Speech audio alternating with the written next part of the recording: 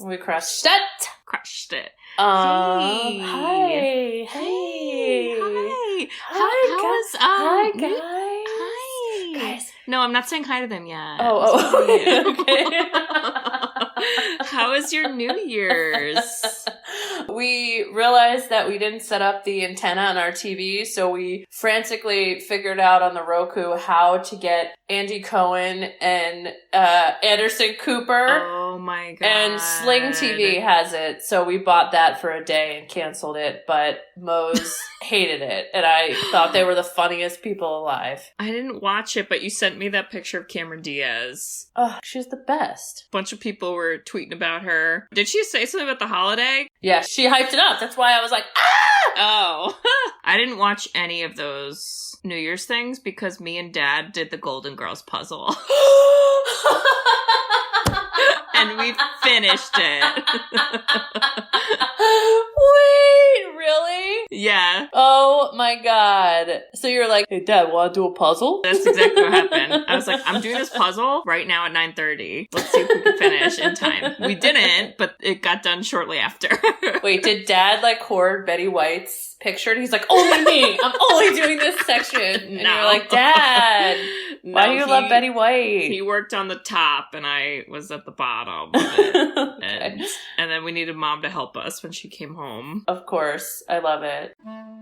Sisters who've seen it. We are the sisters who've seen it. Sisters, shooby-dooby-doo-wop, sisters, shooby-dooby-doo-wop, sisters, sisters, sisters, sisters. Sisters who've seen it. Hello! Hi there! Welcome back, listeners. This is a very, very special week. Because it's Katie's birthday week! Yes. Yes, on Friday, it'll be the big 3-0. Is that the age where I start lying about my age? No! Okay. It's the age where you stop doing silly things like podcasting and, you know. What? Rude! I hate that. No, it's the age that all of a sudden when someone says they're 23, you get a little angry for no reason. And you start to understand the song, Nobody Likes You When You're 23. Yeah. But honestly, I like 30s. I'm going to tell you right now, you're smarter. Okay. You got rid of all the dumb love stuff, right? Like you dated the losers or idiots. I don't know. Did I? Are they gone? They're they gone. Coming back? They're Help. gone. Okay, good. They're at the hotel in the movie we're going to talk about, and they're locked in there forever. Oh, Jesus Christ. And you Okay. have like, you know where you want to go in life, and I think the 30s are fun, and you're still definitely young. And I'm sure people feel that way about 40s, but I think 30s exciting. Cool. Yeah. All right. Well, now I'm excited. Yeah, so happy Whoop, birthday, Kate, and I'm sure for your Thanks. birthday, would you like to ask the listeners for a wish? Like a birthday wish? Wait, yeah. what? What's the thing you always ask for? Like, if you could have any wish, what would it be, Kate? Oh, listeners, if you want to give me a birthday gift, oh, you mean a gift, right? Not like a wish. Sure. I'm so confused. Whatever. Okay. A great birthday gift that's free and easy to do and takes you literally 10 seconds or less is you should write us a review. I know this is the beginning of the episode, so you haven't listened to us yet. So that's it. Just write it. Review based off of the 1 or 2 minutes you've already heard. God help us. And yeah. Or, get to the end and I'll probably forget I said this and then we'll say it again. But that would be a great birthday gift. We love reviews. Happy birthday, Kate. Thank you. All right. Well, I'm going to introduce ourselves. It's not all about me, listeners. Okay. This is sisters, not singular sister. Okay. Okay. So, we are the Sisters Who've Seen It, the podcast where two sisters who are not movie critics look back on some of our favorites throughout the years through a psychological, ethical, and familial lens. I'm Katie. I'm Bridget. And and we're about to go into the hotel. Red rum! Red rum! Red rum! Good one! That was a good voice. Oh, I hated it! I know, it's so scary. Our movie this week is obviously The Shining. Ooh. They called it Shining. That was my Dick Halloran impersonation. You can be Danny, I'll be Dick, we'll recreate the entire scene. Here we go. No, I'm just kidding. We wouldn't be speaking because we would talk with our minds. True. Which, honestly, when we hang out with our family, don't we kind of do that? Like, okay, someone says something stupid, I look at you, you look at me, and then we're like, yeah, exactly, what a stupid thing. And then, you know, we have to make sure you don't do that too much, or else everyone's like, you guys are being mean. And we're like, well, you're stupid, so. I thought you were going to say how we, in our family, have what we call the power. Where we basically will either talk about something or think about something, and then shortly after that something either happens or whatever appears, or however you want to call it. And it's happened to all of us, and it's really freaky. Wait. I don't know if we've gone into detail about this. How it works for me is two ways. One, yes, we'll talk about something and then all of a sudden Christmas was very bizarre that all of the presents I got somehow tied to what I had just spoke about in like a really creepy way that no one knew we wanted these things, whatever. But then I also have this thing where I'll have a dream and I don't remember it. And then in life, people would call that deja vu, but it's not deja vu. It's not the same thing. Yes, that's what happens to me. And then you go back to your dream and you're like, I had a dream about this. And I know when it starts and I know when it stops. Yes. In real time. I'll be like, okay, I'm in one now. You're in one now. It'll stop. Whoa. And I'll be like, that's where it ended. I have the same thing. Mm-hmm. Do we have The Shining? Well, I was gonna say Dick Halloran. It's not the Dick Halloran voice anymore. I lost it. He talks about, and like in the lore of, you know, this whole thing is that there are many people who have this, but they either don't know it, or, you know, they choose to ignore it, or it gets desensitized just by life. And that gets talked about a little bit more. And there's a sequel to this. I don't know if you knew that. Dr. Sleep. Oh yeah. It was a recent sequel and it's good. Really? It's good. With who? Who would people? So Stephen King wrote this novel in the late 70s. And then 3 years later, this was 1980, right? That's when this became a movie. So then obviously it's been a huge hit. But I think it was last year, 2019. Well, no, he wrote the follow-up sequel maybe like 6 or 7 years ago, and it basically follows Danny, and he's like grown up, and there's stuff that happens. It's called Dr. Sleep, and then they made it into a movie last year with Ewan McGregor. Yum. It's awesome. Really? And Rebecca Ferguson, I think, is okay. Main woman. Is Wendy? She's the bad one. Oh. It's really good. Sorry, it's creepy too. I just gargled my wine. I know. I saw. That was gross. I'm so Okay. sorry. I laughed while drinking. Anyway, so we have The Shining. 2A. Synopsis. I don't know why. I'm talking like this. Okay. Oh boy, this is gonna be hard to do. All right, so whatever you're gonna say, divide it in half, and then whatever that is, divide that in half, and then whatever that is, divide it in half. Go. Okay, I think I could do it. Okay. We start off with really beautiful scenery of... Do you know where it is? Is it somewhere where you've gone?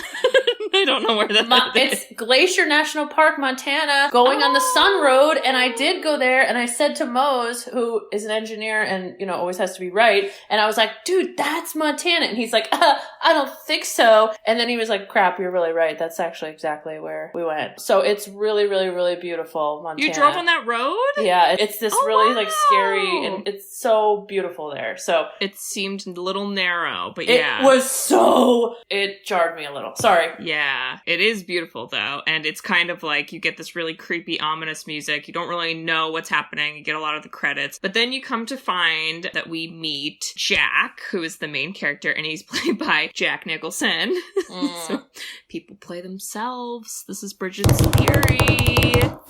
Just saying. Yo, Hey he's there, Katie. a total creep. You know, he's not supposed to be a creep, though, for a lot of the movie, but he is. I also read this book, by the way, so I'll talk about that, but God, not in you're the so synopsis. Smarties. Okay. Okay, well, so Jack is on a job interview. He goes up to this hotel, the Overlook Hotel. It's this huge hotel up in the mountains in Colorado, and he's interviewing for a job to be the caretaker in the winter because the hotel actually shuts down in the winter. And he's like, what? Why don't people go skiing? And then the guy's like, because that's like too much money. No, or something no, stupid. no, Yes, that's not- it is. No, he said no. He said that it was too expensive to upkeep plowing the roads. That's too much money. Oh, I thought you meant it was too much money to ski. No, Sorry. too much money to keep open. Let me just keep interrupting you and see how this goes. Sorry, continue. So it gets closed down and they need a person to basically stay in the hotel so that they can heat different parts of it and just do basic maintenance and basic upkeep to, again, save money. It's all about the money. And Jack is like, wow, what a great job. And they're like, Jack, why the heck do you want to do this job? Because, like, this is the worst. And he's like, why do you want to work here? what do you want to do? Yeah. And he's like, oh, well, you know, I was a teacher. He kind of alludes to that. And then he says, you know, I'm trying to be a writer, so this would be great for me. I can get writing done. It's very quiet, secluded, blah, blah. I have a family. I've got a young kid. I guess he's not in school. I don't know. He doesn't, whatever. He can read minds. He doesn't need school, I guess. So it's fine. He could school others. And then we come to find, as this is happening, we meet Danny and Wendy. So Danny's the son, Wendy's the wife, and they're kind of chilling and they're talking. And Danny basically we find out he's psychic, but it's called Shine-In, where he kind of gets told things and he doesn't understand it. So he calls it Tony. He says, oh, it's Tony. Tony tells me things. But really, it's just his, like, power. So he gets told, like, oh, your dad got the job. But then he gets told, like, oh, something messed up about this place. And Danny's like, what's messed up, Tony? And Tony's like, I want to say. And he's like, Tony, come on, Tone. Tone's like, don't make me do it. And he's like, come on. And then Tony tells him, and guess what happens? Danny has a little seizure or something. I don't even know. So that's the lesson learned right there. So we basically, we don't know what's happening. All we know is the hotel is scary. Danny has psychic powers. Jack got the job. And then we get a lot of backstory because Wendy has a doctor come to look at Danny. And she's like, oh, let me, tell you, blah, blah, blah. She's like, Danny had this injury because Jack was drunk and he dislocated his shoulder. Take a sip. Take a sip. Is that weird? Why are we taking okay. I mean, because it, is painful. Oh, okay. Okay. So, but then she's like, oh, but he's sober. He's been sober for 5 months, which, isn't that long, but sure. So, okay, fine. Now we're all going to the hotel because we're all going to go live there. Here we go. They go up to the hotel and they basically start to get a tour of the place. And the people who work there are like, this is the last day. We're all going to be leaving. You're going to be alone. You're going to be totally alone for 4 months, I think it is. Yeah. And they're up a mountain. So they're like, we get a lot of snow. We have a Sno-Cat, which is kind of it's like a snowmobile car type thing. They're like, you could use that, whatever. There's radios. There's blah, blah, blah, and all that stuff. And then Danny starts to see these little spooky visions, but he don't know what it is. And he sees these 2 little girls, and they don't say squat, and we don't know what's going on, and we just know it's spooky. And then they meet Dick Halloran, played by Scatman Crothers. The actual hero of this film that gets zero credit, and I'm very mad about it. I will say in the book, he is treated differently. Good. He has a better outcome in the book. Okay. I know. So, but he is the cook, I think, or does something. He's the chef. So he's like, oh, let me show you the, food and blah, blah, blah, and all that stuff. And then he meets Danny, and he basically telepathically talks to Danny. And then he kind of has a sit down with Danny, and it's basically like, yo, we psychic, but we call it shining. That's what my grandma said. We used to shine. Danny doesn't speak. He like doesn't say a lot of words in the scene. He just kind of sits there. And then you kind of, again, get some foreshadowing where Danny mentions this room. And he's like, what's in that room? 237. He's like, nothing. There's nothing scary here. And then Danny's like, okay, so like, what's in that room? And then Dick's like, don't go in there, Danny. And you're like, wait, what? What's happening? Okay, so let's see. We've already gone through like a lot of parts of the movie. So I'm going to do the speed button. Here we go. Okay, family gets secluded. Danny keeps seeing all these little spooky visions. Jack starts to basically become a hole, more so than he is, where he's being rude to Wendy. He doesn't spend any time with Danny. He's being really creepy and saying creepy things that ghost kids have already said to Danny, and it's very creepy. And then there's a part where Danny basically goes into that spooky room, gets attacked. Nobody knows what's going on. Wendy blames Jack. There's contention. Jack starts to see the ghosts then. And then he basically sells his soul for what he says should be a cup of beer. And then he instead gets a full bottle of bourbon, which is not a cup of beer. Yeah. Because initially there was no alcohol in the hotel in real people life, but now we're in ghost life, so I don't know. Real life, ghost life. Well, and unlike our Beetlejuice episode, this is not ghost parents protecting you. Oh no. This is devil ghosts. This is like ghost conspiracies. They're plotting to get Danny. Yeah, they're bad ghosts. They're very bad. And so basically Jack loses his mind and he, you know, as you do, tries to kill his family. Yeah. And Dick Halloran, because he's got the shining, he flies up from Miami, try to connect with them because he hasn't heard from them. He's worried about them. Hero. And, well, doesn't end up great for him in the movie. But the ending, I guess, is they get away, so that's happy. All right, that's all I'm going to say. Wow. I quit. I'm quitting. Tapping out. Well, Jack dies. You have to say that. You have to say Jack loses his mind, tries to kill him, but he dies. Yeah. And they, you know, whatever, somehow get away. But the way that the movie ends is creepy because then it's not just Jack seeing things, then it's Wendy seeing ghosts. She starts to see stuff. And then Jack ends up in this picture. And if you like Google it, it's this big kind of like, what's about the picture? I feel like I was talking to some friends that were like, he's now like locked in the hotel. Yeah. And then other people were like, he represents the devil. And then, I don't know. So, it has this also like, Stanley Kubrick has this constant like trippy, you're never gonna know everything, but the story's there. You're not gonna have like big missing pieces except there's a couple. Okay. But you're also gonna get some trippy. And I wouldn't add anything else. The only thing I think is like relevant is that I saw this theme, and you're gonna totally make fun of me because of all my businessy stuff, but I saw this theme of the all work and no play makes Jack a dull boy, right? That's like the famous line. But the entire film is like Wendy and Danny just like, let's play in the snow. Oh, let's go in the maze. La la la la la. Jack, play with us. And he's always like, I'm typing.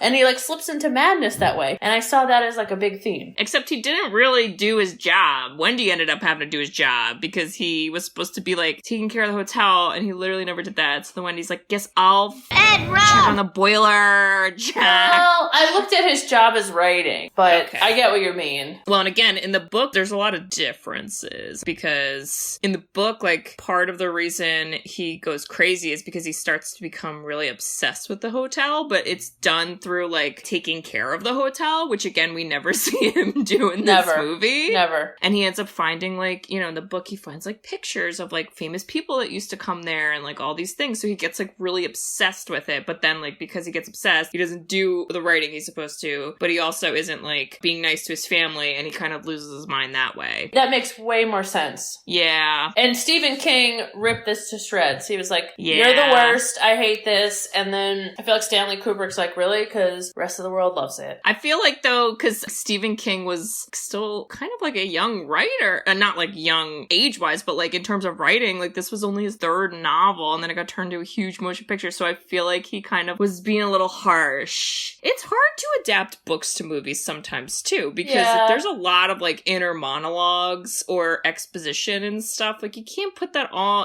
everything in the book in the movie. It's just not possible. And there's also a lot of, like, there's just a lot of scenes, too, where there's no talking in this movie, which makes it creepy, because it's a lot of, like, atmosphere and music and kind of, like, images. Yeah. So, you know how terrified I am of any scary movie. The music had me on edge. It really did. So spooky. And it was very like, ha, ha, ha, ha.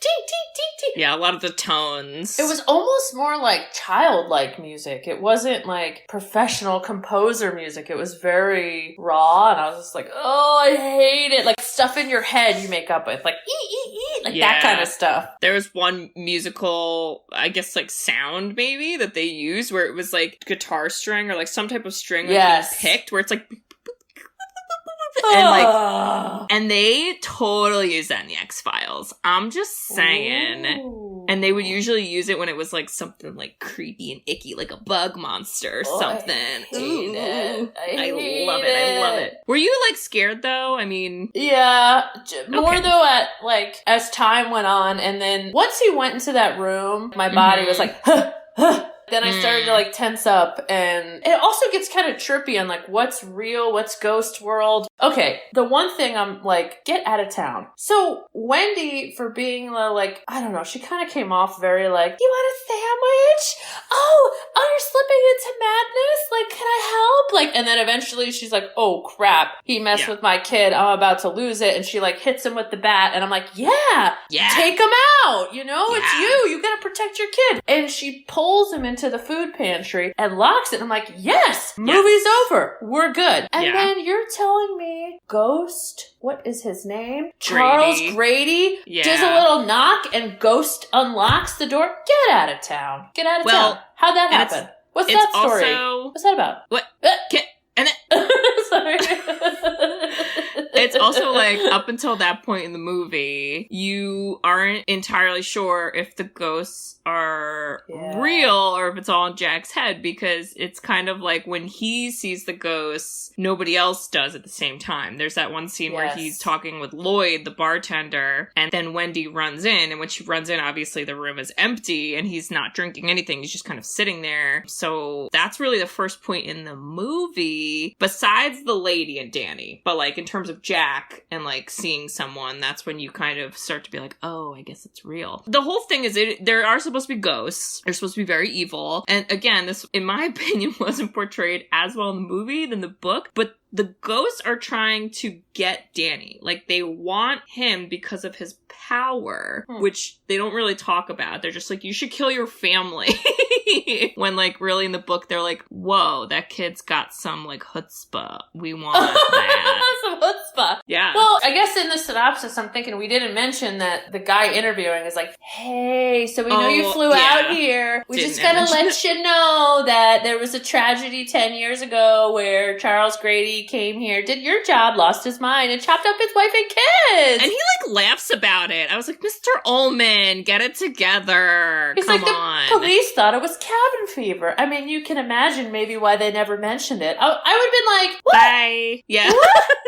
I'm out of here. Get out of here. I'm not doing this. So I feel like once we then met Charles Grady, it was very interesting because, like, what was that time period? The 20s, right? 1929? I think so, yeah. And when you met him, it was like he ran into the waiter, which was him, and Jack spilled on him, and he was like, aren't you? You're, like, the groundskeeper. What do they call him? The caretaker. You're the caretaker. And he's like, right. Oh, you're the caretaker. And the way he made it seem to, like, convince him was like, you know, my kids acted up and I took care of it. And why don't you take care of it? And so it was very, like, manipulative. And you were just like, are you in, like, 1920s talk? Or are you trying to, like, make him lose his mind? Like, I was confused. Trying to make him lose his mind, I think. Yeah. Well, Grady also talks about, he's like, one of my kids tried to burn the hotel hotel down. So, like, that kind of references how it's like, we all love the hotel and, like, you know, all the bad people love the hotel. But I don't think the movie did that as well for Jack.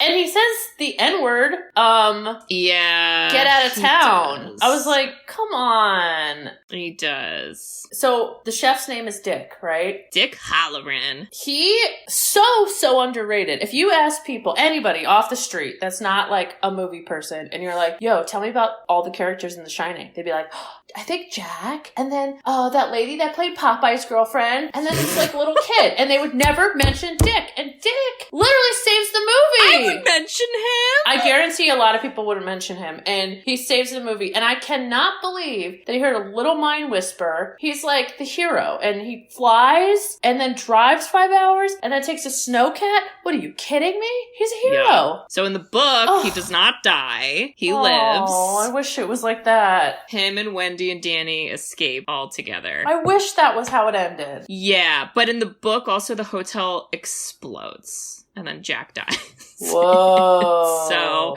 I guess they didn't have the budget for that, so they changed the ending. Siree. No siree. To that. Wait, so we talked in the beginning before we actually started recording about Stanley Kubrick's subliminal messages. Yeah. What do you know? So you watched a documentary. I watched one documentary. It was probably the most famous one, called Room 237. Yes. Which is basically, it's really just a compilation of, like, I don't even know, I couldn't name one person in it, but just a bunch of people who are talking, like, what they think the hidden message in the movie is about. Which, like, okay, because the whole thing that people always say about Stanley Kubrick is they were like, he did everything with a purpose. Like, there wasn't anything that was ever random. He was so meticulous. But, like, I'm sorry, he's also a human. And yeah, humans, like, aren't ever perfect. So it was a little extra, but some of the theories were like, oh, the movie is about Indian genocide. And it's like, they talk about, like, did you see that can of beans in the storage cupboard? And, like, I don't... Wait, so you weren't driving? Because, I mean, no. the whole... So in the beginning, they lay down the scene where he's like, you know, the hotel was on a Native American burial ground. And I was like, I'm sorry, are we poltergeist? But he says it really fast, moves on. And then he's like, yeah, these are all, like, authentic Native American designs because they're going around the hotel. And yeah. And then when they start seeing the ghosts, I feel like there's, like, flashes of that, or you hear music that like sounds like Native Americans chanting, and I was just like, what? I don't know. That one didn't sell me. One of the ones that was interesting, but again, I wasn't not sure if I was totally sold, was that Stanley Kubrick helped fake the moon landing. And they talk about how, like, Danny was wearing a sweater with a rocket on it, and that was a reference. Well, and in the food pantry, there's Tang. There's, like, cans that have Tang on it. I don't know. Guess, but, like, I don't know. Nothing to me was like, whoa, crazy. Because, again, like, it's the same thing that I feel like sometimes people do when they, like, analyze novels. Like, they try to find these, like, hidden themes and, like, blah, blah, blah. And I'm not sure those are always there. Because, again, he took the book and he changed a lot of it. And I don't know. I just feel like it would have been a little too much to be thinking about if he was really trying to do all these secret themes. And then there was also something about how, because in the whole movie, basically every scene transition is like a fade. So it's like you see the scene and then it slowly fades into a new scene. And they were saying something like if you freeze some of the fades, like you see something. See, I don't remember because it really didn't, like, stick out to me. And I was like, you'll see? What do we see? Like, that would be very difficult to very purposefully make sure every single fade, you know, turned into some, I don't know. It's just... Well, I will tell you what is true is he was not so nice to Shelley Duvall. Oh, I know all about that. Yeah. He isolated her. Yeah. And that bat scene where she's going, by the way, backwards up the stairs pretty well. I'll give her that. I said that too. I was like, dang, girl, you going backwards. Woo! And now you know why. Because I'm reading right now that he made her do the scene 127 times. Yeah, I think that was a record for the most takes for a single scene. Or at least at one point it might have been. And basically clumps of her hair started falling out from stress. So he sounds like a psychopath in my mind. Sorry. Like, good God. I've seen videos that talk about that. But then, of course, Shelley afterwards was like, you know, it was a horrible experience, but he really taught me a lot, and he brought the best out of me. I was like, he brought your hair out of you, is what you meant. You're like, is that Jack? Don't take the abuse, Wendy. This is the same argument that it's like, it's either you believe actors can act or you don't. And I'm not convinced Stanley Kubrick thinks actors can act. So it's like he had to force her to be terrified and alone. But then she like wasn't acting. So like I don't get it. Well, and I read something like Jack Nicholson to get in the like grumpy, depressed, angry vibe is he hates cheese sandwiches. And so for 2 weeks up until the movie, all he ate was cheese sandwiches. I'm not making that up. I swear that's what the internet told me. So it must be real. I can't imagine what he ate for Joker, but it could have been cheese sandwiches. So or Batman. Yeah. I mean, he was creepy. God, he was creepy, scary. Yeah. Oh, he played it so well that, okay, I'm just gonna say it. You have met couples where, like, let's pretend it's the husband that, like, just does not like the wife. Yeah, and you've been awkward. like, it's so awkward, and you're like, you know, eating, like, I don't know, crudité and dipping it in ranch. You're eating a cheese sandwich and thinking, like, oh God, I hope they figure that out and move on. But I just felt like he played that so well to go from, like, anger, like, I hate you, you're so annoying. And she was always, like, trying to, like, tiptoe around his feelings. Like, here's the sandwich. Here's a cheese sandwich. No, here's the sandwich. And then she'd just be like, I'll get the boiler. Like, oh, la, la, la. But then when he just moved that to, like, now I'm gonna kill you, like, that switch was so good. I believed him. Yeah. And then you had sympathy where he had his head down on the desk and he had the nightmare. He was, like, screaming, very creepy. And he's like, I had a dream that I killed you guys. And oh my God, I couldn't imagine. And so then you kind of believed why she wanted to help him. But you know what happens immediately after that, though?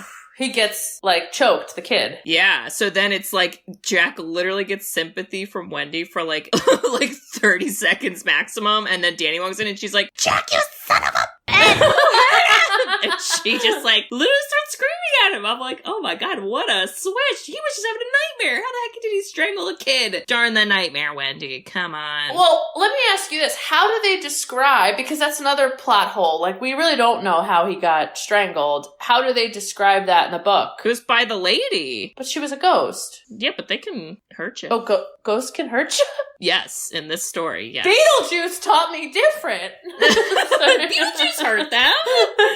He did. Well, okay, so I will say, so I read this book maybe my first year in grad school. Wow. A while ago. And I remember being so afraid, and the parts that I were afraid of were not the parts in the movie. So it could have just been that I wasn't expecting them because I didn't know they were coming. But one, and you're gonna laugh because it does sound stupid, one part was there was in the hotel like a fire hose. And there's a part where Danny is alone and he's just walking down the hall and he sees the fire hose and he, like, I don't think it's a vision, but he just, like, in his kid brain has this, like, moment where he's like, oh my God, like, what if that came alive and attacked me? And, like, I don't know how to describe it. It's just the way that Stephen King writes. He's so good at writing the way that you think and, like, experience fear, because people, when they experience fear, your mind starts to go in, like, all these crazy places and you start to think of things that, you know, aren't real and you shouldn't be afraid of, but you, for whatever reason, are in the moment. And then he's like, no, like, it's whatever, fine. So then he goes to walk past the fire hose and it attacks him! And it has, like, teeth and it's so scary and it's, like, just a really quick thing, but I was like, oh my God. Wow. So in the book, it's kind of like you get that a little bit more that the ghosts can like, hurt you. And part of the reason that he goes in there too is not only out of curiosity, but also because Dick Halloran said they can't hurt you. Yeah. So he kind of tells him, like, you're safe. Even if you see stuff, you're going to be safe, blah, blah, blah. So then in the book, when he goes in the room, he's got the mindset of, like, well, they can't hurt me, so I'll just look. But then it does hurt him. And then that's, like, the turning point where you're like, oh, we gonna get attacked. Okay. And then, of course, because, I don't know, it's 1980 and we still hate women, we have to have a naked, beautiful woman for, like, come on, no reason. It's a long time, too, and it's, like, a long scene. That's a weird kiss, too. Like, he, like, was giving her mouth to mouth. He was really into it. Like, didn't ask any question. No hellos. No, would you like a towel, ma'am? Yeah, I mean, she could have been cold. He didn't care. No, didn't care. Didn't care at all. Just goes to show how much he didn't care about his job. He's like, oh, there's a random person in here? Whatever, let's make out. Let's do it. Yeah, but that is really creepy when she turns into the old lady with all the little, like, boils on her skin. And she's like, I kind of want to be like, yeah, you didn't make out with a hot, naked woman. You're an idiot. Oh my Take god, that. imagine if that lady said literally what you just said. in this movie. Oh my god. Yeah, you didn't make out. If we did the Scary Movie parody, she'd be like, what, asshole? Don't take advantage of naked women. Sure. What? Get out of here. We're dancing all around right now, listeners, by the way. So just so you get the image in your brain. But like, oh, I was just so annoyed. I'm like, of course we have to have a naked woman because honestly, Shelley Duvall just had like 18 turtlenecks on the entire. She was 37 turtlenecks and 45 jumpers. I was like, there was one scene in the beginning where I swear to God, she was wearing like clogs, like Dutchland clogs. Well, between her like outfits and then the kids' sweaters, you were like, Yeah. okay, we know who's dressing you, and it's that woman. Because woof, yeah, yeah.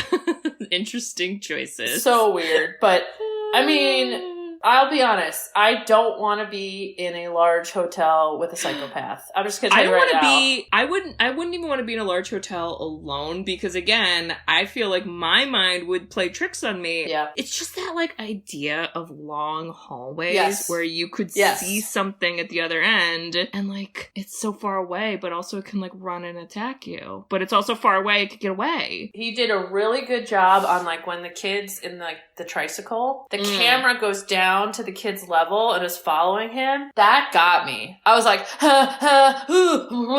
like I usually put a blanket over my eyes and I do like the little peeksy poo because you knew he was going to see the girls. And then when it like switched to the girls all chopped up, I was like, ah! Yo, I'll be honest, the blood elevator scene, I was like, this is actually kind of beautiful. I don't know if that's weird, but like if you put some symphony music. Well, because we didn't know like whose blood it was, so you're just like, that's lovely. Good like if he was cinematography. really trying to go off of like an homage to like the genocide of Native Americans, I wish we had more of like a clue. I don't know, but that's what everyone says. The thing about that camera, so this is just off of my memory. I feel like this was the first movie that used what's called a steady cam. Yes, you're right. Mm-hmm. Where the guy, you basically are holding it and you're able to move quicker and like kind of have it low or whatever, but it stays stagnant, so it's not like moving around, you're getting all dizzy. And I don't know why, but this time watching it, I felt like every time they had a scene like that, like you were saying, where it was following Danny from behind, because I know like, okay, it's used to again kind of build up the suspense of like, we don't know what's around the corner and we're gonna see it right when he sees it. But I also kind of felt like it was almost like the camera was the ghost, like watching him and like following him. Yeah. No. I know why you thought that way. So in the beginning, it was really close to him, and as time went on, that following became farther. It was just like behind him a lot, and I was like, oh, that's so creepy. Yeah, it really was. I don't know if that was what they were going for, but like you could think of it like that. It kind of makes it scary, you know? Yep. Ooh. Yeah. They did that kind of filming when Jack was chasing Danny too, where it was like behind Jack and you saw him like chasing Danny with the axe at the end. Ugh. Yes. Can we ask why Danny and Rob, that scene? Yeah. He takes the knife from his mom, slices his finger, and so you're like, oh yeah, I remember this scene. He's gonna write red rum on the mirror. And then he goes to the mirror and he takes lipstick. And he's like, I know. I was like, why do we have to cut you? Tony!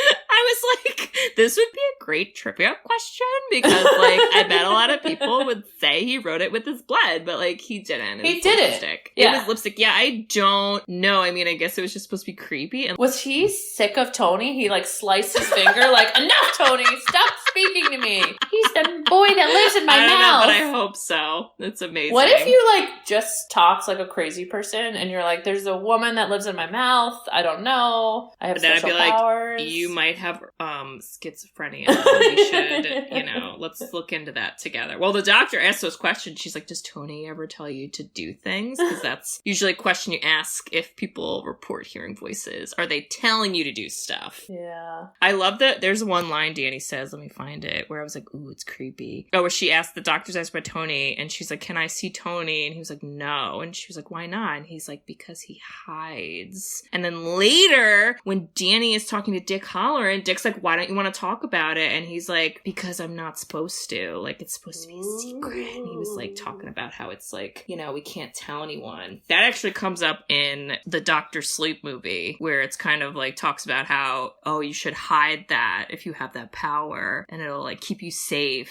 What's Dr. Sleep? That's the sequel. Okay. Yeah. Well, and then one scene, he's like, Daddy's not here. It's Tony. I was like, oh, so like, is Tony like, you know, your tough guy? Like, I'm gonna come out and like...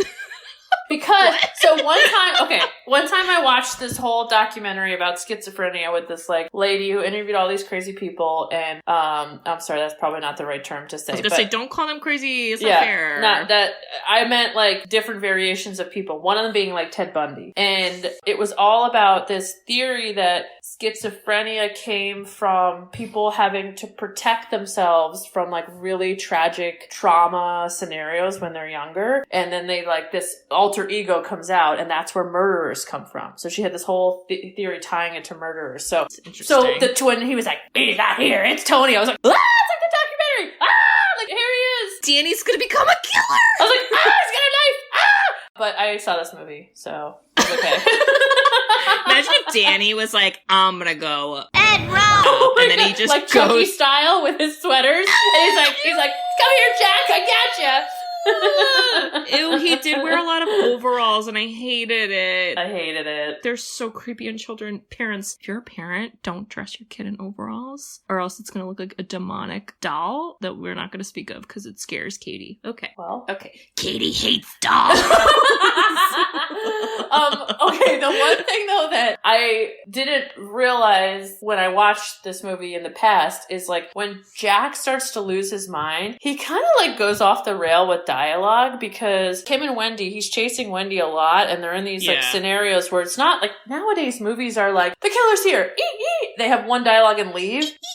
There was a lot of like, you're climbing backwards up the stairs, I'm in the food pantry, and he was just blubbering, and I actually started to laugh because when she was like, Jack, stop, and he was like, oh, Jack, stop it, and he was, like, I know, making fun of her. I started to like laugh. I was like, I hate it. I can't even keep up with the crazy. Like, he's so good at crazy. He's so mean, and like poor Shelley Duvall, because we all know she's like being tormented in real life. And I gotta say though, I mean, again, I'm not condoning this behavior, because I don't think people should be pushed to the breaking point to get a performance, because I feel like that defeats the purpose of the definition of an actor. Anyway, when she was afraid, it like scared me. I know. Just like seeing her being afraid made me scared. It's just scary, like watching someone scream in horror, and like, I felt like that with the bathroom scene where he's just axing through the door, and it's just showing her like screaming, holding the knife, and like her eyes are all wide. Ooh. Well, and I mean, let's face it, she tried to get out the window. She couldn't fit. And then Dick saves the day. Again. He does. Now, and then he's got to get chopped. I was so mad he died. I was like, really? Really? He's got to die? He was the best. So mad. I have like in capital letters, he killed Dick! Oh my God! Ah! And then at that point, you hear the Indian tribal music and chants, and it's like, hoo, hoo, ha, ha, hoo, hoo, ha, ha. Yeah, it's creepy. Oh, okay. You really honed in on this Indian theory, huh? What's with the bear costume, dude, giving like a to the old guy? Oh, yeah. So again, what's that about? Not sure why that was even in the movie if you're not going to like dedicate time to that from the book. But in the book, it was like you got a lot more backstory on some of the ghosts in the hotel. And there was a backstory about how there was like two men that were in, you know, having a relationship, and there was like kinky... Like furries? Isn't that what it's called? Yeah, like stuff like that. So they were just like ghosts that you learned about, and then they died. Well, that seemed like a waste of a part, didn't it? I mean, I guess it was just, like, it was creepy, because you're kind of like, if you've never seen this movie, and you see that, you're going to be very surprised, because like, who in their mind is thinking that's gonna happen, because like, what's happening? And yeah, and then she sees the Party City skeleton sitting in the ballroom. Oh my god, that literally could be a Party City ad. They should just use that. That is brilliant. Look how spoopy it is. Oh my Come God. on in. That is totally a party. Come down to Party City. I still go back to my whole theory on work and play, because the whole thing of him dying in the maze that Wendy and Danny were playing in, and they figured out how to get out. Yeah. In my opinion, maybe I'm projecting, that you can you should be able to play in life, because if you do all work and no play, it makes you a dull person. If there's ever a hedge maze, you should make sure you go in there so you know how to get out. This was why when I lived in the basement at our old house, I would always turn off the lights and know all the exits in the dark. You talked about that in the Silence because of the Lambs there's ping pong tables that would throw someone for a loop. There's extra doors I could fly open that would get someone. Just so. But it's another setting too of just scary, because mazes are unpredictable to a degree. And even though Danny went in there, there's no way he remembered the directions and all that. By the way, the thing he does in the snow,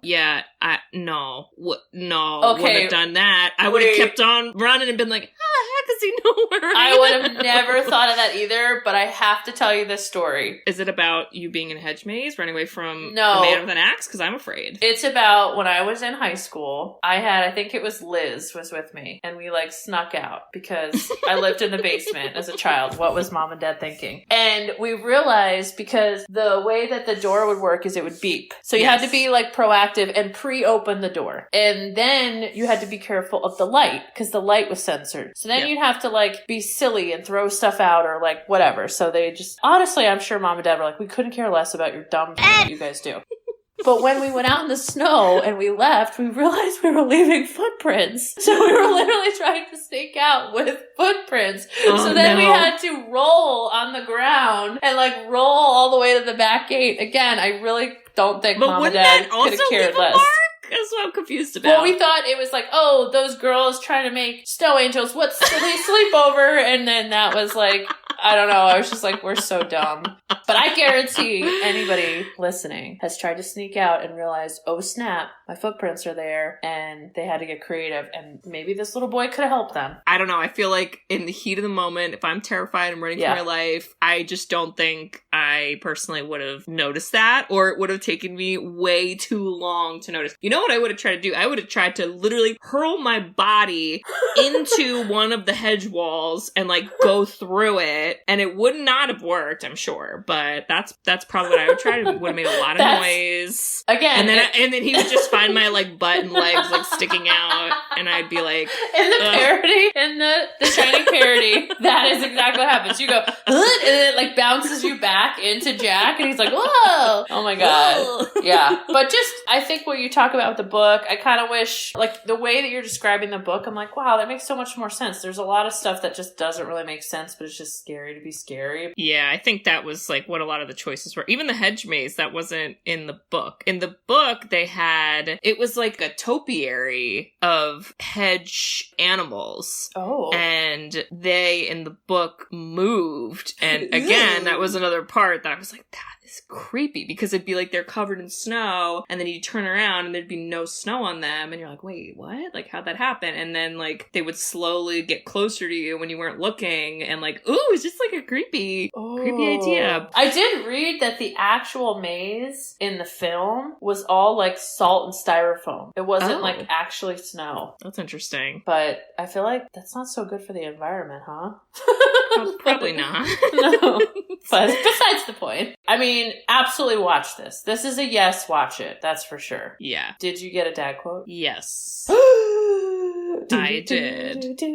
Wait, I'm just seeing if there's anything else I want to talk about. Oh, sorry. I jumped. It's okay. Well, I could tell you two, this isn't really related to my notes, but I could tell you two little personal shining things in my life. Wow. First one being in high school. Ooh. When I was a sophomore, me and my friends, we participated in what was called Haunted Halls, which was a haunted house fundraiser that they had around Halloween. And there was an overall theme, and then you would get your own class classroom that you would have to decorate and then dress up as, and then that would be one of the rooms that people on their tour would have to walk through, and then you would be like a person being scary. And we got The Shining. Ooh! And shout out to Steven, who played Danny, and he just sat in the corner of the classroom doing his little finger thing, saying Red Rum in a creepy voice for like 5 hours. He'd and it was be amazing. So good at that. I could also see him rocking a sweater like really well. He definitely did. I don't even know. It was so funny. And we all just dressed up as like ghosts or whatever. And then I think Shannon and a girl we used to be friends with dressed up as the twins. Or maybe it was Christine. I don't know.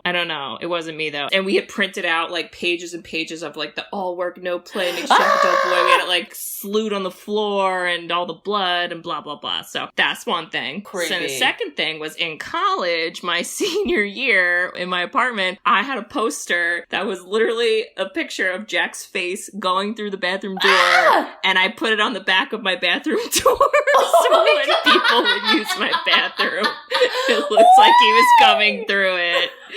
Yep.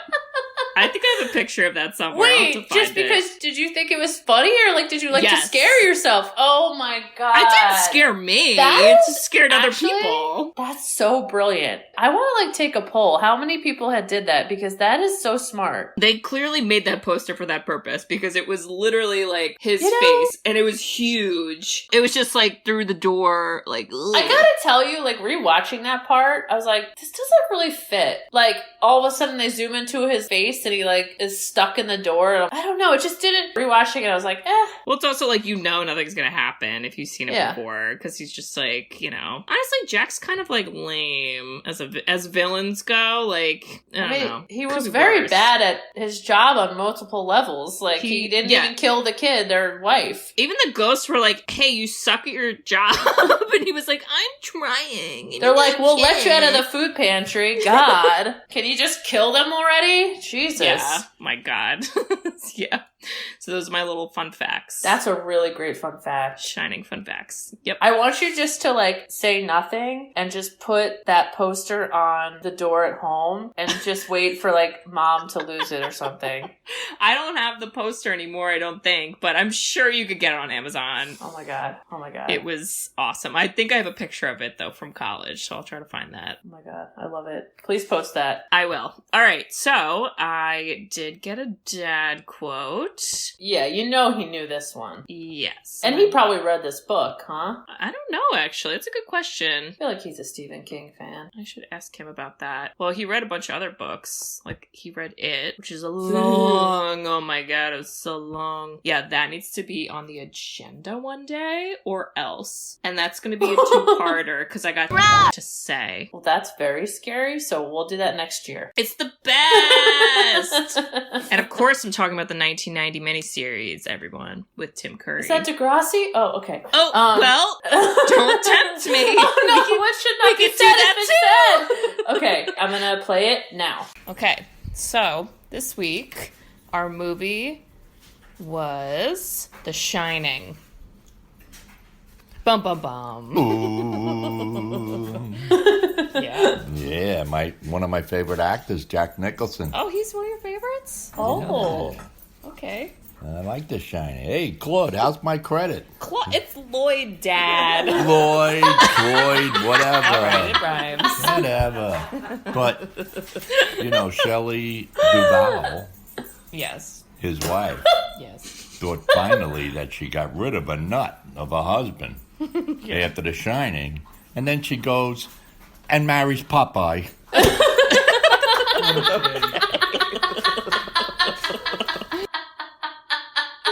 You never know what direction we're gonna go in. Okay, wait. I learned so many new facts there. His favorite actor is Jack Nicholson? Yeah, I was like, really? Okay, if you say so. The bartender's name is Cloyd? It's Lloyd. Shelley clear. Wait, did Popeye like abuse Shelley Duvall? No, I think he just meant like Popeye's weird, so... Not the same kind of nut as Jack Torrance, so. Oh my god. That was a really good one. He was ready. Yeah, he was ready for that one. How's my credit? Yeah, that whole, oh my god, Lloyd. Sell my soul for a glass of beer. And then Lloyd's like, here I am. And then he's like, give me a full bottle of brandy. I'm like, wait, what? Okay, it's not beer. Okay, bye. So crazy. Also, I mean, we didn't talk about this, but a lot of this movie was also written by Stephen King to talk about when he was an alcoholic, because he used to be an alcoholic. And so he kind of talked about how the whole thought process was like, if he didn't change and like stop doing that he might end up doing something horrible like that to the family, because after Jack starts to drink again, that's when things really go downhill. Wow. That's another theme in there, yeah, which is a real theme, not a conspiracy theory theme. So wow, that's, oh man, Stephen King's good. he's so good. Wow. So good. See, that's the thing with the book. You get more nuggets of like interest with all that. Yeah, because they definitely, like, I think in the book kind of reference it more. I mean, they talk about like, oh yeah, he's 5 months sober and blah, blah, blah. And then you obviously see him drink and all that stuff. But I feel like in the book, they really honed in on that whole theme a little bit more. And then again, take a sip, everyone, and dock to sleep. The whole story is like Danny Torrance, when he grows up, he is like an alcoholic too, but then he also recovers, and it talks about his whole like being recovered and how it's like difficult, and then there's a lot more that happens. It's good. That's good. Wow. It's a scary. Wow, you came today with the facts. I love Stephen King. You watched a documentary. You Well, read a book. For you this. You had a okay. poster. You thought about the sequel. I mean, you're ready. 2021, Katie. I mean, all of those things I literally did before 2021 and not for this podcast, but yes, I'm ready. I think your birthday is just going to be full of fire. Like happiness. Woo! Not evil hotel fire. Oh, I was like, Jesus. No, all right. good stuff. Like, you're on fire. Woo! I love it. I love it. I love Stephen King. If anyone wants me to talk more Stephen King, hit me up. So, not scary movies. What's mine? Okay. What's mine? What is mine? All right. What is So, mine? What is mine? Well, so again, we've been getting a lot of buzz lately from our fans of the podcast, which is very exciting. Oh, we love you. We say this every week. We love to hear from you guys. If you tweeted us, if you review us, if you send us a message. We love and you. again, on our website, you are always welcome, listeners, to request a movie. And spoiler alert, we don't get too many requests, so you'll probably get picked if you do that. And yeah, but we got a request recently from a fan that we both did not know was a fan till we knew was a fan. I couldn't have been more happy to learn about this. It is our brother Jimmy. It's one of his best friends. Wait, you know who you are. I want to quote him because Okay. this best friend said the most amazing line at Jimmy's wedding. Do you remember it? No, I was not there. Yeah, we were having some fun. So he was describing Jimmy, and he was saying, he said, Jimmy is the type of person that gets disgruntled at the sunshine. I do remember I that. was like, what? I love that is the and of course Jimmy started laughing, but that's the most perfect description. He's like, oh, son. Ugh."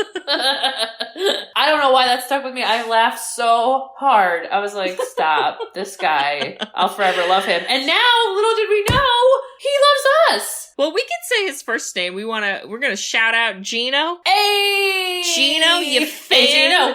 Hey, Gino. Oh, Hey, Gino. Is Hey, it Gino. I don't know. is that a song? I don't know. I'm Okay. sorry. Gino, we love that you love our entertainment. And we heard that you really, really wanted to request this movie. So we're going to do this for you, Gino. This is for you. Bridget, we're going to 2000. We are going to, oh, this is a weird description. It's adventure, drama, romance, and let's put a big old question mark next to the romance, unless we're talking about an inanimate object romance. This is the one, the only, Castaway. With Tom Hanks, our mother's favorite actor in the world, Mr. Tom Hanks. She loves him. She loves him. And I mean, there's other people, but like, let's be honest, it's really just Tom Hanks in this movie. We all looked like Tom Hanks during COVID. Well, yes. I mean, I didn't ever have to like knock out a tooth with a rock. I forgot about that scene. Yeah, that happens. That's in there. I also did not befriend a volleyball yet. There's still time, I suppose. I hope that doesn't happen, but yeah. Wait, this is like, I could go down the really dark way that like, because everyone is like stuck in their homes and we're all just like buying online, like, do you think there's like multiple like Castaway scenarios because like there's FedEx planes are flying everywhere, or is that too dark? Too dark? Too dark. Bridge. Okay. It's a little too dark for me right now. Okay. Also, sorry. this movie came out in December 22nd in 2000. I'm sorry. I do not want to spend my holidays watching a sad man alone on an island. That's the worst. I thought it was hopeful. I guess, but like it's... I mean, right? I don't know. Well, Gino, this one is for you, so hopefully we do it justice. I can't think of the last time I watched this movie, so me either. It'd be interesting to rewatch. I just think of the movie Bridesmaids, where when Kristen Wiig like has to move back in with her mom, and the mom's like, "Oh, honey, there's this movie with Tom Hanks. It's Tom Hanks on an island, Castaway. Oh, honey, you're gonna love it." And then it's just her watching it alone, and she's crying when Wilson floats away. Spoilers! Wilson floats away. Yep, that's what I think of when I think of Castaway. So I love it. So yeah, Gino. We love you, Gino. woo! We love you. All right. We love you. And listeners, again, this could be you, listeners. If you want us to chant your name and put it to a weird song that one of us doesn't know, but tries to follow along with, like what happened before. I'm just gonna silently stare at you to make you feel awkward. That could be you. So you can go to our website, sisterswhoseenit.com. We have a form you can fill out and you can request a movie, and make sure to specify if you think it would be a good movie pick for myself, Katie, or for Bridget. And this is a Bridget movie. We got drama. Even the adventure, I'm kind of like, maybe? But like, is being horrifically stranded on an island adventurous? Or Are is you it nuts? scary? This is adventure. Oh, I think of adventure as like having fun. This doesn't seem fun to me. So Yeah, I get it. Maybe I'll change my tune though when I rewatch. Well, Kate, I just want to let you know that if you wanted to get out of a maze... Yes? Go on. I'm sorry. If you wanted to get out of a hedge maze and you decided to jump through... That's what I would do. It's not if I would. That's what I would do. I'm sorry, I can't breathe. Oh my god. I would come... sorry. I'm sorry. I'm behind the giggles. Okay. All right, I'll do mine. You work on that. Okay. Okay. Oh my god, I don't know what took over me. That was like a ghost. Oh jeez. Okay, I just imagined you like face down.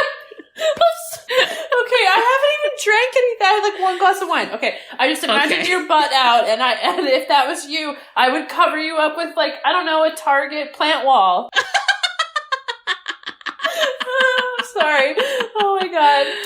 Oh, perfect. And Bridge, if you were Dick Halloran and you drove up to the Overlook Hotel in a Sno-Cat, I would make sure that you made it out okay. Aww. And then we could go to Miami and go to the beach or whatever they do. Okay. All right, I love you, Kate. I love you, listeners. We love you. We'll see y'all next week for Castaway. Bring your shells. No, what you should Bring your volleyballs. Bring your volleyballs. Bring your Wilsons. Wilson's in the faces. Like a turkey. You know when you made the turkey as a kid? With the hand turkey. Yeah. Whatever. All Hey, right. it's a beach. It's probably cold where you are. Enjoy looking at the beach. We'll see you then. That's true. I definitely am going to enjoy that. Wow. Alrighty. Whew. Well, we'll see y'all next week. Sorry, I don't know what happened to me right there. I love it. All right, love you. Goodbye. Love you. Bye-bye. Bye-bye. Thanks for tuning in to Sisters Who've Seen It.